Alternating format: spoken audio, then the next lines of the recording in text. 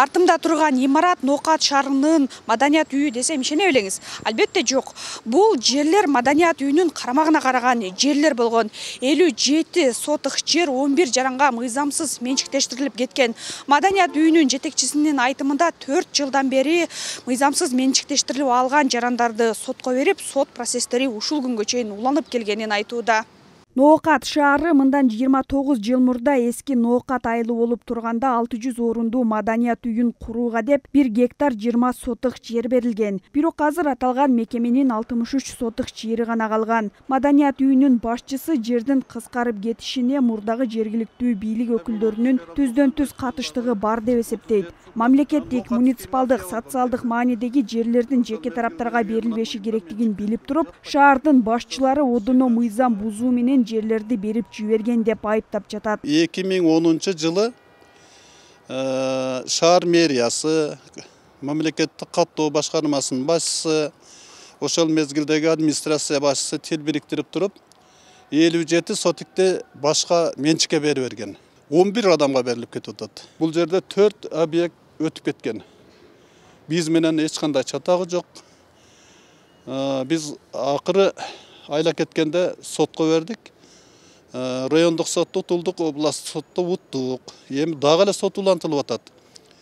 Эми кандай болгондо дагы турмуш чындыгына келиш керек да, мамлекеттин жери мамлекетке кайтарылыш керек. Маданият үйүнүн башчысы Ноокаттагы кадастр мамлекеттик ишканасын дагы сотко берип утуп алган. Анткени аталган мекеме ачылгандан бери маданият үйүнүн имаратында акысыз туруп келишкен. Жогорку сот мыйзамсыз туруп келген деген чечимди чыгаргандан кийин 6 айга келишим түзүп ижара төлөй башташкан. Келишим бүткөн соң имаратты бошотуп бериши керек. Ал эми мыйзамсыз менчиктеп алды деген 11 жарандын эмненин негизинде каттаганын мекеменин өкүлү мындайча түшүндүрдү. Көбү соттун чечиминин негизинде, соттун менчиктеп тапкандагы негизинде алып бергенбиз. Бул бир-эки немеси сатып алуу келишимде айыл өкмөтү дагы сатса, же эски токтомдору дагы болушу мүмкүн. Эски Ноокат айыл өкмөтү болуп турган малдагы. Ошондойлор менен негизинде катталса керек. Бардыгын точно ар бирин карап чыгыш керек да.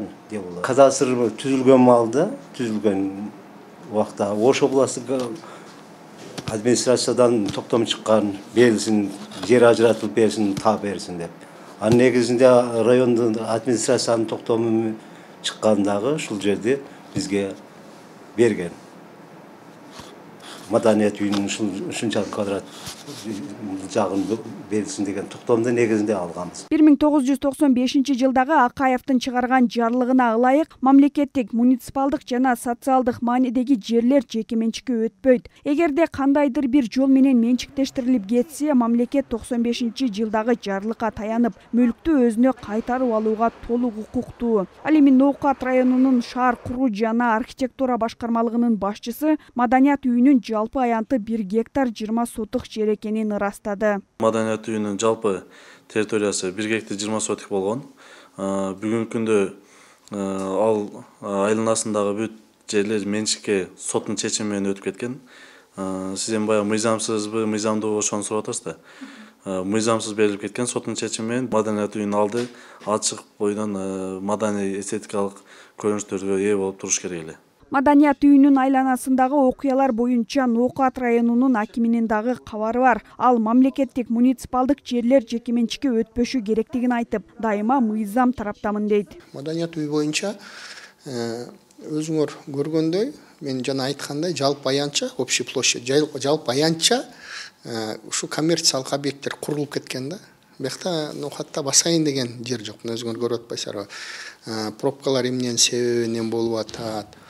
Эмненин себебинен элдер ыңгайсыз абалда турушат. Ал боюнча биз четинен карап иш алып барып атабыз да. Биз колубуздан келишинче чейин прокуратура кызматкерлери дагы биз ушу мамлекеттик кызматта иштеп аткандардын өзүбүздүн кызыкчылыгыбызды, мамлекеттик кызыкчылыгыбызды коргогонго даяр экенбиз да. Даяр экенибизди айтып коюшум керек. Ноокат районунун акиминин айтымында Ноокатта мыйзамсыз курулуштар көп. Алардын айрымдарын буздуруп, 7-8 жерди муниципалдык менчикке кайтарып алышканын кошумчалады. Мисалы, жаңы Ноокатта 12 миллион сомдук маданият үйү муниципалдык менчикке кайтарылган. Зыягүл Болот кызы, Азам Бузриков, Бейтарап, Ош облусу.